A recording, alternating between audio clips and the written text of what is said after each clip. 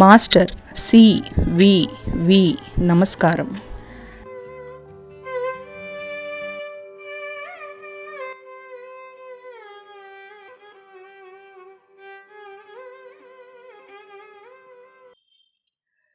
Master CVV.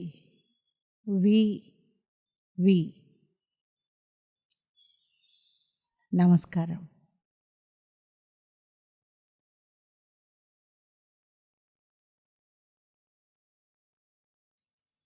అందరికీ నమస్కారం. ఈ సెషన్లో శ్రీ అరవిందుల సావిత్రిలోని ద వరల్డ్ సోల్ అనే చాప్టర్ చూద్దాము. దీన్ని తెలుగులో శ్రీ తాతగారు విశ్వాత్మ అని మనకి వివరంగా చెప్పారు. వరల్డ్ సోల్ అంటే విశ్వాత్మ.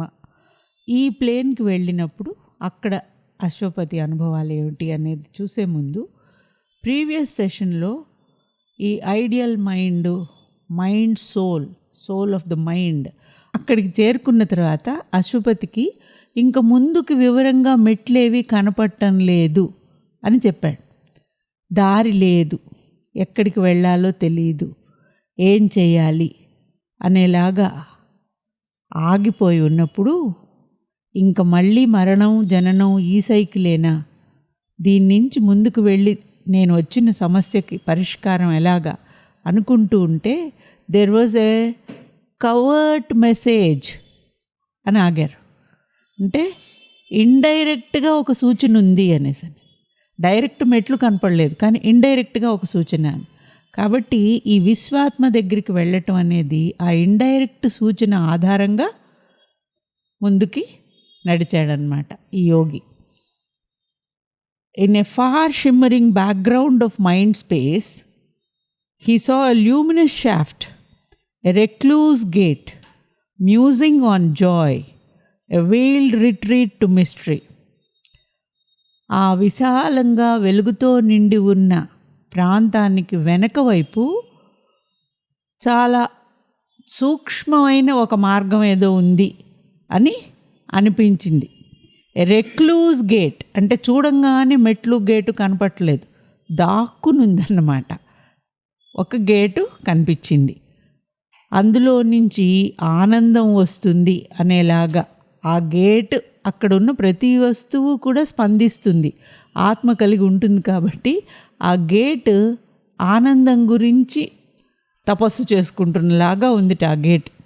అక్కడికి వెళ్ళాడు. అక్కడి నుంచి చూస్తే a well, a tunnel to the depths of God, to reach the last profound of the world's heart, and from that heart there surged a wordless call. అక్కడికి వెళ్తే డెప్త్స్ ఆఫ్ గాడ్, భగవంతునిలోకి పూర్తిగా లోపలికి వెళ్ళేలాంటి ఇవన్నీ భావనలే, నిజం మెట్లు కావు.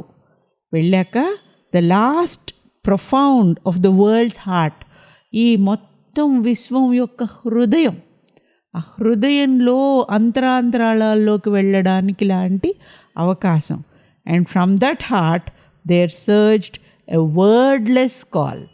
ఆ విశ్వం యొక్క హృదయంలో నుంచి వర్డ్లెస్ కాల్, మామూలుగా కాల్ అంటే పిలుస్తాం నోటితోటి శబ్దాలు, ఇది శబ్దాలు లేవు కానీ ఈ హృదయానికి ఆ హృదయంలో నుంచి ఏం చెప్తున్నారు అనేది తెలిసిందనమాట. As if a beckoning finger of secrecy pointing at him from some near hidden depth, an intimation of a lurking joy, a passion and delicacy of roseate fire came stealing out into the mind. ఇతనికి లోపలికి ఒక అత్యద్భుతమైన ఆనందం, ఎక్కడో దాగి ఉన్న ఆనందం వస్తున్నట్టుగా. Passion and delicacy of roseate fire. ఫైర్లో మళ్ళీ ఇక్కడ చూడండి రోజియేట్ ఫైర్ అంటున్నారు. అంటే అగ్ని బాగా ప్రజ్వలించినప్పుడు ఉండే రంగు, సూర్యుడు మధ్యాహ్నం ఉండే రంగు, అది కాకుండా సూర్యోదయం టైం అప్పుడు ఉండే రంగు ఉంటుంది. కొంత ఎరుపు పసుపు కలిసి ఉన్నట్టుగా ఉంటుంది. అలాగా ఇక్కడ కూడా ఆ దివ్య జ్యోతి యొక్క అనుభూతి ఇంకా పూర్తిగా ప్రజ్వరిల్లకుండా ఉన్నట్టుగా రోజియేట్ ఫైర్, కొంత గులాబీ రంగు మిళితమై ఉన్నట్టుగా ఉందిట ఆ అగ్ని. కానీ ఈ అగ్ని మంట పుట్టదు, ఇది జ్ఞానంతో ఉండే అగ్ని, ఇది మనశ్శాంతినిస్తుంది. అందుకని passion and delicacy of roseate fire, an intimation of a lurking joy, అంటే అలాగ వెనకాతల పూర్తి ఆనందం ఉంది అనేలాంటి చోటు నుంచి, ఒక హిడెన్ డెప్త్ నుంచి ఎ బెకనింగ్ ఫింగర్, అంటే ఇటు రా, బెకనింగ్ అంటే ఇటు రమ్మని పిలవడం, ఇటు రమ్మని పిలుస్తున్నట్టుగా భావం కలిగింది, దారి చూపించి ఇటు రా అంటున్నట్టుగా. As one drawn to his lost spiritual home feels now the closeness of a waiting love, he travelled led by a mysterious sound in the summoning voice of one long known, well loved, but nameless to the unremembering mind. ఇక్కడి నుంచి వర్ణనంతా కూడా చాలా ఆనందంగా ఉంటుంది. తాతగారు కూడా ఈ ఆనందాన్ని అంతా యాజ్ ఇట్ ఈజ్ చాలా అద్భుతంగా మనకి రాశారు. ఆ విశ్వాత్మ దగ్గరికి వెళ్ళినప్పుడు ఒక యోగి ఎటువంటి అనుభూతిని పొందుతారు అనేది ఎలా ఉంటుందంటే, ఎప్పుడో దారి తప్పి మర్చిపోయి తిరిగి మళ్ళీ తన స్పిరిచువల్ హోమ్కి, తన ఆత్మ యొక్క స్వస్థానానికి వెళ్తూ ఉంటే ఎంత ఆనందం వస్తుందో. ఇంటి నుంచి చాలా దూరం వెళ్ళి ఇంటి అడ్రస్ మర్చిపోయి తిరిగి మళ్ళీ వెళ్తున్నట్టు అలాంటి ఆనందం పొందారట. Closeness of a waiting love, ఇంట్లో వాళ్ళు నా కోసం ఎదురు చూస్తుంటారు అన్నప్పుడు స్పందన ఎలా ఉంటుంది, అటువంటి స్పందన కలిగిందిట. He travelled led by a mysterious sound. ఈ శబ్దం గురించి కూడా చాలా వర్ణన ఉంది, అది మనం తెలుగులో చూద్దాం అనేసి నేను ఇక్కడ ఇంగ్లీష్లో ఎక్కువ చెప్పలేదు. ఒక అద్భుతమైన ధ్వని, ఆ ధ్వని అంటే ఇది అని చెప్పలేమన్నమాట, రకరకాలుగా వర్ణించారు దాన్ని. ఆ ధ్వనిని ఆధారంగా ఇల్లు వెతుక్కుంటూ వెళ్తున్నట్ట. In the summoning voice of one long known well loved, ఎప్పటి నుంచో ప్రేమించి ఎప్పటి నుంచో తెలుసు కానీ పేరు మర్చిపోయాట ఆ ప్రేమించిన వ్యక్తిది. It led to the rapture back to the truant heart. ఇన్నాళ్ళు అటు ఇటు తిరుగుతూ ఉన్న హృదయానికి తిరిగి సంపూర్ణ ఆనందం దొరికే ఘడియ వచ్చింది. అక్కడికి చేరుకున్నాడు అశ్వపతి. అక్కడ ఆ వర్ణన చాలా అద్భుతంగా ఉంది. అది తెలుగులో తాతగారు చెప్పిందే చదువుదాం. ఇంగ్లీష్లో అరవిందులది కంటే నాకు తాతగారు చాలా బాగా చెప్పారనిపించింది. అంటే మనకి తెలుగు మన భాష కాబట్టి. అక్కడ into a wonderful bodiless realm he came. అక్కడ శరీరాలు లేవు, బాడీలెస్ రెల్మ్. ఆ ప్రదేశంలో మనం చూసుకునేలాంటి శరీరాలేవి లేవు. A nook was found that could embrace all worlds, a point that was the conscious knot of space, an hour eternal in the heart of time. మొత్తం సృష్టి అక్కడ ఉన్న ఆ విశాలత్వంలో ఒక మూలకి ఇమిడిపోతుంది. మామూలుగా మనకి చెప్తారు ఈ ప్రకటితమైన సృష్టి ఆ అప్రకటితమైన సృష్టిలో చాలా చిన్న భాగం అనేసని.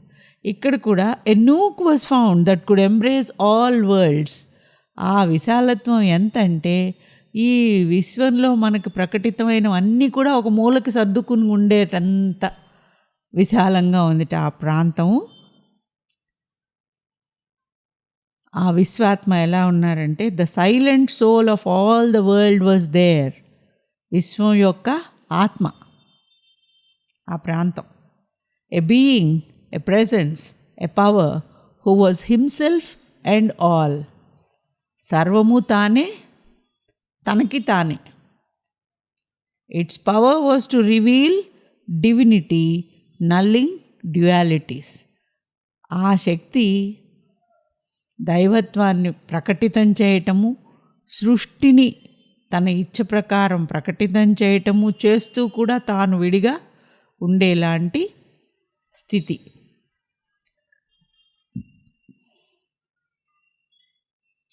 infinite, coeval with the mind of God, it bore within itself a seed from which the eternal is newborn, a flame that cancels death in mortal things. Here was the welling core of finite life. A formless spirit became the soul of form. అంటే ఈ సృష్టి మొత్తానికి ఉండాల్సిన బీజం ఈ విశ్వాత్మలో ఉందన్నమాట. A seed from which the eternal is new born అన్నారు. New born అంటే ఈ సృష్టికి అంతు లేదు. ఒకసారి ప్లాన్లో పుట్టడానికి కావలసినవన్నీ పూర్తయి మళ్ళీ వెనక్కి వెళ్ళిన తర్వాత మళ్ళీ పుట్టాలన్నా కూడా ఈ విశ్వాత్మలో నుంచి ఈ సైకిల్ వస్తూ ఉంటుందిట.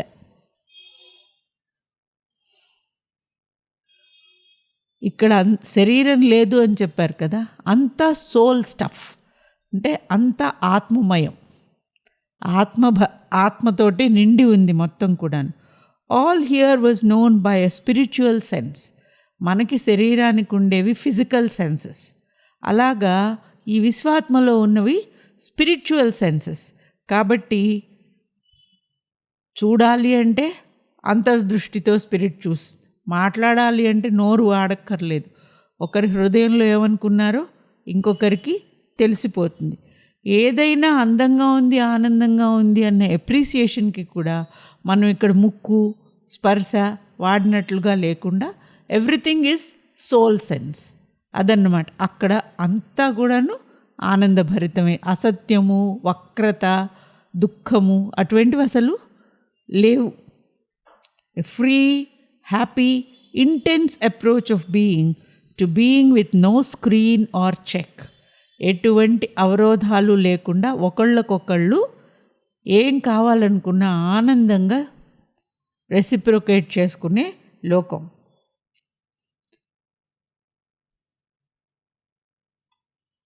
అశ్వపతి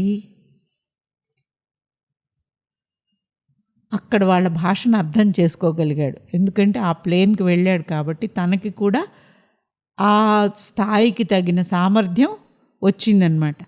తను కూడా ఆత్మస్థాయిలో నుంచే వాళ్ళది ఏమిటి అనేది తెలుసుకునేలాగా.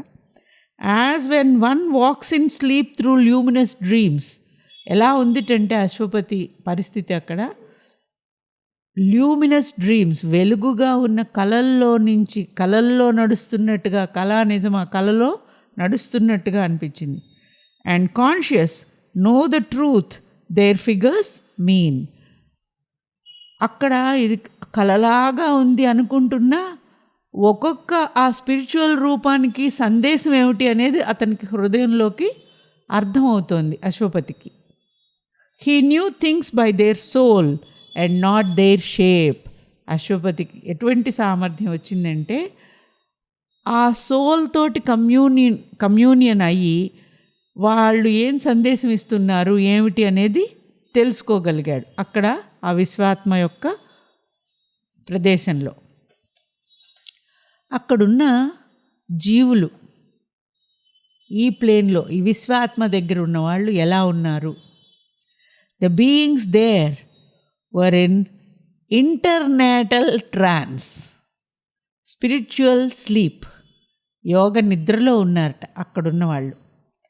ఇంటర్నేటల్ ట్రాన్స్ అన్నారు. ఇంటర్నేటల్ ట్రాన్స్ అంటే ఒక జన్మ నుంచి ఇంకో జన్మకి వెళ్ళే మధ్యలో, ఒక గర్భం నుంచి ఇంకో గర్భానికి వెళ్ళే మధ్యలో కొంత విశ్రాంతి, ట్రాన్స్ లాగా సమాధి స్థితిలో ఉండి ఆనందంగా ఉన్నారు. They had return to the world's deep soul, all now was gathered in to pregnant rest. In trance they gathered back their bygone selves and arrange the map of their coming destinies course, waiting for the adventure of life. వీళ్ళందరూ కూడా ఎటువంటి గొప్ప మహాత్ములంటే ఇక్కడికి వెళ్ళి ఈ ట్రాన్స్లోకి వెళ్ళారంటే వాళ్ళు మామూలు మనలాగా కర్మతోటి పునరభిచరణం కాదు. వీళ్ళు చాలా గొప్ప సాధు మహాత్ములు, గొప్ప గొప్ప యోగులు. అక్కడికి వెళ్ళి ఈ భూమి మీద మనని ముందుకు నడిపించాలంటే ఎప్పుడు ఎక్కడ మళ్ళీ మానవ రూపంలో రావాలి అనేలాంటి ప్లాన్లు కూడా వాళ్ళు చేసుకుని తిరిగి ఈ భూమి మీదకి వచ్చి మనకు చూడ్డానికి మామూలు వాళ్ళలాగానే ఉంటూ ఉన్నా మనకి చూపించాల్సిన మార్గం చూపించి వెనక్కి వెళ్ళేలాంటి ఆత్మలు అన్నమాట. ఈ విశ్వాత్మలో అక్కడ ఆ ప్లేన్లో ఉన్న సోల్స్ ఇంటర్నేటల్ ట్రాన్స్లో ఉన్నారట వాళ్ళని చూశాడు. A person persistent through the lapse of worlds, taking several names and births, learns by experience what the spirit knew, till it can see its truth alive and God. Once more they must face the problem game of birth. So, వీళ్ళు ఎలాగైతే మనకి సహాయం చేయడానికి కిందికి వస్తారు అని తాతగారు అన్నారో, ఏ ఆత్మ అయినా సరే రకరకాల జీవితాల్లో రకరకాల పేర్లతోటి రకరకాల అనుభవాలతోటి చూడ్డానికి ఇది ఒక జన్మే అనిపించేలాగా ఒక జన్మే అనుకుంటున్నా కూడాను learns by experience what the spirit new. ఆ ఆత్మ తన అనుభవాల్లో నుంచి ఆత్మజ్ఞానాన్ని పెంచుకుంటూ ఒక్కొక్క జీవితము ముందుకు వెళ్తూ till it can see its truth alive and God. ఏ దశ వరకు అలాంటి జన్మలు సాగుతూ ఉంటాయంటే పూర్ణ సత్యం తెలిసే వరకు ఈ జన్మలు సాగుతూ ఉంటాయి. Till it can see its truth alive and God. Once more they must face the problem game of birth. అప్పటి వరకు ఈ game of birth and death అనేది సాగిస్తూ ఉంటాయి మామూలుగా జీవులు. ఇవన్నీ చూస్తున్నారంటే Ashwapati into creation centre he had come, the starting point, the fashioning chamber of the worlds. అదే కదా చెప్పారు, విశ్వాత్మ అంటే seed of new born creation మొత్తం ఇక్కడ ఉంది. ఇక్కడికి వచ్చాడు. ఇప్పుడు ఇక్కడ ఏం చేయాలి? ఇదేనా తను ఫైనల్గా చేరుకోవాల్సిన చోటు? Forces and lives and beings and ideas are taken into the stillness for a while. There they remold their purpose and their drift, recast their nature and reform their shape. An interval was left twixt act and act. Starting point of creation దగ్గరికి వచ్చాడు అని చెప్పారు కదా, అందుకని అక్కడ ఎలా ఉంటుందిట, కొత్త కొత్త ఆలోచనలన్నీ అక్కడ పుడతాయి. ఈసారి సృష్టి ఇలా ఉంటే బాగుంటుంది అనుకున్నారనుకోండి, అందరూ కూడాను ఇది ఒక డ్రామా అనుకునేట్టయితే ఆ రూమ్లో మేకప్ వేసుకుంటూ ఉంటారనమాట. అక్కడి నుంచి మళ్ళీ డ్రామా మొదలవుతుంది. ఎవరి పాత్రలు వాళ్ళు చేస్తూ ఈ భూమి మీద ఈ సృష్టి, మనం ఇప్పుడు అనుకుంటున్న సృష్టిలో పూర్తి అజ్ఞానంలోకి ఆ బ్రహ్మన్ దిగటం, అక్కడి నుంచి తనే బ్రహ్మన్ అని తెలుసుకుని ఈ భూమిని బ్రహ్మమయం అనేలాగా గుర్తించగలగటం, అన్నమయ కోశానుకున్న లిమిటేషన్స్ తీసేసి దీన్ని కూడా స్పిరిచువల్ చేయడం అనేది ఈ నాటకంలో టాస్క్. ఇది ఒకటే నాటకం కాదట, ఇలాంటిది ఇంకో నాటకం ఉందనుకోండి, దానికి కావాల్సినలాగా కూడా ప్లాన్లు సాగుతూ ఉండే చోటు ఇది. It is the starting point. Forces and lives and beings and ideas are taken into the stillness for a while. ఒక్కసారి కూర్చుని ఆలోచించుకుంటారనమాట. ఐడియాస్, ఫోర్సెస్ అందరూ కూడాను నిశ్శబ్దంగా కూర్చుని ఏం చెయ్యాలి. They remould their purpose and their drift. ఏ ఉద్దేశంతో ఈ డ్రామా సాగించాలి అనేది నిర్ణయించుకుని కొత్త కొత్త భంగిమల్లోకి తీసుకెళ్తూ ఉంటారు.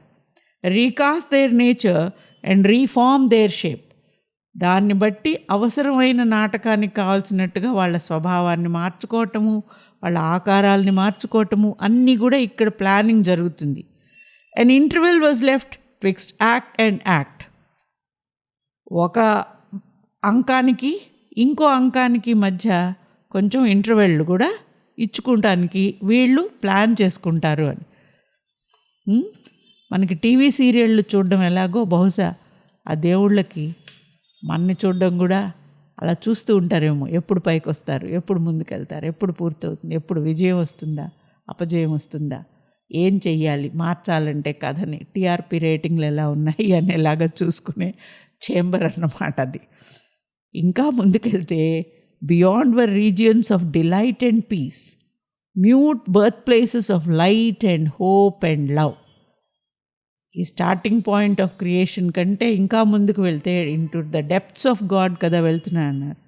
అక్కడ regions of delight and peace, సంపూర్ణమైన ఆనందమయ లోకం, ప్రశాంతత, ఆనందము. Mute birth places of light and hope and love. సత్, చిత్, ఆనందం మొత్తం అక్కడ మ్యూట్ బర్త్ ప్లేస్. అక్కడ శబ్దాలేమీ లేవు, మొత్తం నిండి ఉందిటది. ఇక్కడ అశ్వపతికి he grew aware of the eternal moment. His knowledge stripped bare of the garbs of sense, knew by identity without thought or word. అంటే భగవంతునితోటి సారూప్యం, సామీప్యం, సాయుధ్యం, సాలోక్యం ఇలాంటి పదాలు మనకు తెలుసు. అంటే అదే లోకంలో ఉండటం, భగవంతునికి సమీపంగా ఉండటం, ఆయన రూపం మనకి రావటము, ఆయనలో మగ్నం అయిపోవటం. ఇలాగ ఇక్కడ చూసుకునేట్టయితే ఈ యోగిక్ ఎక్స్పీరియన్స్లో his knowledge stripped bare of the garbs of sense. అంటే ఇంకా తను అనే తత్వం అనేది ఇంకా లేకుండా ఈ సెన్స్ అనే గార్బ్, ఈ ముసుగుపోయి knew by identity without thought or word. మాట లేదు, ఆలోచన లేదు, తను అది ఒకటే, ఐడెంటికల్ అయిపోయాం అనే స్థితికి వెళ్ళాట యోగి. ఇంకా ముందుకెళ్తే alone between tremendous presences, under the watching eyes of nameless gods, his soul passed on, a single conscious power, to the source of all things human and divine.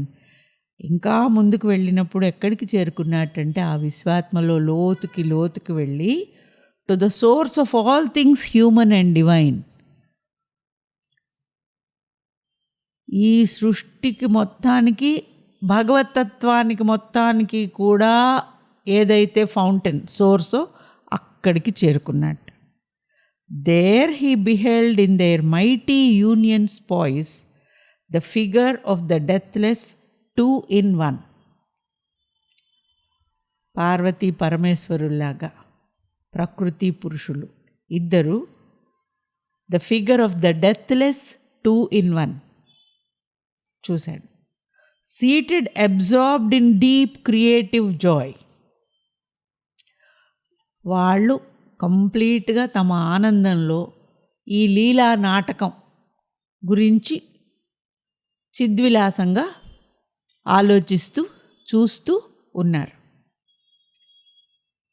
అది మన మనస్సుకి, మన మాటకి వర్ణించటానికి వీలు లేనటువంటి దృశ్యం. Behind them in a morning dusk one stood who brought them forth from the unknowable. ఈ ప్రకృతి పురుషులు ఇద్దరూ కలిసి మనకి ఒకటిగా కనిపిస్తున్న ఈ దృశ్యానికి వెనక అంటే ఇంకా ఇన్ ఎ మార్నింగ్ డస్క్ ఆ వన్ క్యాపిటల్ పెట్టారు. ఈ రెండు కింద ఉన్న దానికి వెనక ఒకటి. ఆ ఒకటేంటి? Who brought them forth from the unknowable. అవాంగ్మానస గోచరమైన ఒక దివ్య జ్యోతి శక్తి అక్కడి నుంచి ఈ ప్రకృతి పురుషుల కింద వీళ్ళు ఇద్దరు అభిన్నంగా ఈ సృష్టి గురించి మొత్తం లీలా నాటకాన్ని ప్లాన్ చేసి క్రియేట్ చేసేవాళ్ళు కనిపించారు. ప్రకృతి పురుషుడు, పార్వతి పరమేశ్వరుడు. అన్నోబుల్, మాటలకు అందనిది, ఆలోచనలకు అందని ఒక శక్తి వెనకాతలుందని. Ever disguised she awaits the seeking spirit. ఇక్కడ హీ అనలే, షీ. కళ్ళకి కనపడకుండా ఎప్పుడూ ఒక ముసుగులో ఉన్నట్టుగా డిస్గైజ్లో ఉండి she awaits the seeking spirit. Ever disguised she awaits the seeking spirit. Seeking spirit అంటే ఎవరైతే ఈ జ్ఞానం కోసం ఆతృతతో ముందుకు వెతుక్కుంటూ వస్తారో వాళ్ళని ఒక తెరలాంటి దాని వెనక నుంచి కనపడకుండానే కానీ వెయిట్ చేస్తూ ఉంటుంది. ఎవరన్నా ఈ సృష్టిలో నుంచి ఈ స్థాయి వరకు వస్తారా? ఆవిడున్నది ఎక్కడ?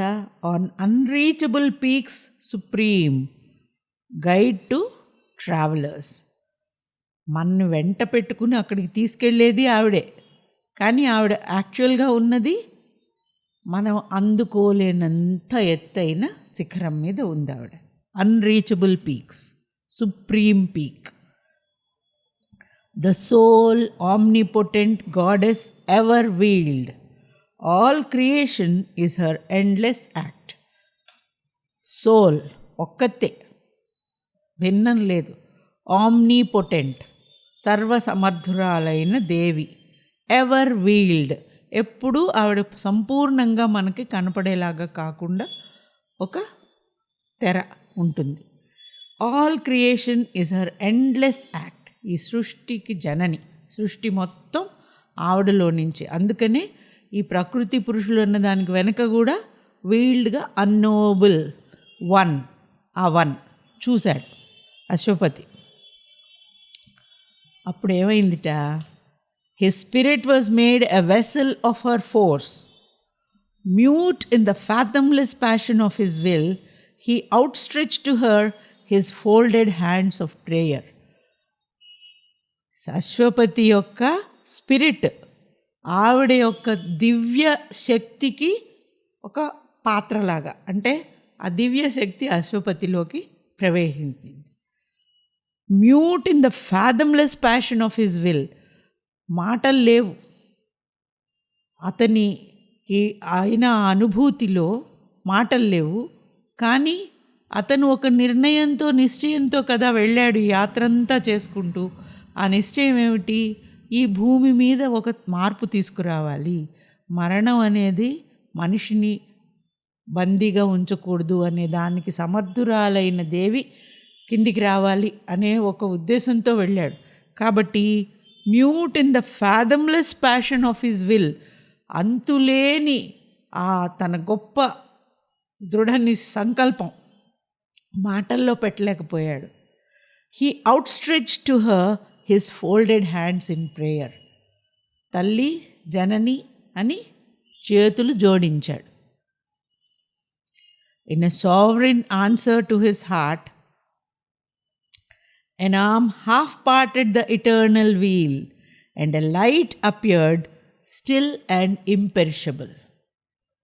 ఇతని ప్రార్థనకి సమాధానంగా, in a sovereign answer to his heart, అతని హృదయం పడ్డ ఆవేదనకి, ప్రార్థనకి ఆన్సర్గా, an arm half parted the eternal veil, ఆ కనిపించకుండా ఉన్న తెర సగం తొలగించిందిట ఆ దేవి. తొలగిస్తే a light appeared, still and imperishable, ఒక స్థిరంగా చలనం లేని ఒక జ్యోతి. స్టిల్ ఇంపెరిషబుల్, దానికి మరణము లేదు. ఆ దివ్య జ్యోతి కనిపించింది. He saw the mystic outline of a face. ఆ దివ్య జ్యోతిలో ఒక ముఖం యొక్క రూపరేఖలు కనిపించాయి. Drunk with a deep golden spiritual wine, he cast from the rent stillness of his soul a cry of adoration and desire, and the surrender of his boundless mind and the self-giving of his silent heart. He fell down at her feet, unconscious, prone. ఆ తల్లి పాదాల దగ్గర పూర్తిగా సాష్టాంగం పడిపోయాడు. ఇంకా స్పృహ లేదు. ఎందుకంటే drunk with a deep golden spiritual wine. ఆవిడ ముఖం చూడటం ఏమిటి? అపరిమితమైన ఆనందం. స్పిరిచువల్ వైన్ అన్నారు, మామూలు వైన్ కాదు. వైన్ తాగితే స్పృహ తప్పిపోయినట్టుగా ఈ జ్ఞానం అనే వైన్, ఆత్మ ఆనందం అనే వైన్ తాగి మూర్చిపోయాట. He cast from the rent stillness of his soul a cry of adoration and desire. తన ఆత్మలో నుంచి ఆవిడని అభినందిస్తూ ఆరాధిస్తున్న ఒక పిలుపు వెళ్ళింది. And the surrender of his boundless mind, complete surrenderance, సంపూర్ణంగా ఆవిడకి సరెండర్ అయిపోయి self giving of his silent heart, హృదయము మనసు మొత్తం ఆత్మార్పణ చేసుకుని సాష్టాంగపడి హీ బికేమ్ అన్కాన్షియస్. దీంతో ఈ విశ్వాత్మ అనే చాప్టరు ముగిసింది. ఇప్పుడు ఆ తల్లి ఎటువంటి ఆశీర్వచనం ఇస్తుందా, లేకపోతే ఇంకా తెలుసుకోవాల్సింది ఏదన్నా ఉందా అనేది నెక్స్ట్ చాప్టర్లో అరవిందుల వారు చెప్తారు. ఈ విశ్వాత్మ అనే చాప్టర్కి తెలుగులో తాతగారు ఎంత చక్కగా మనకు అర్థమయ్యేలా చెప్పారో నెక్స్ట్ సెషన్లో చూద్దాం. నమస్కారం.